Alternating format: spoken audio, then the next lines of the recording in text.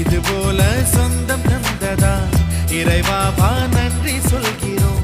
உனக்கேதும் சோகம் தோன்றினா இங்கே வா இன்பம் தருகிறோம். சரவெடி போல் சேர்ந்து நாம் சிரிக்கலாம்.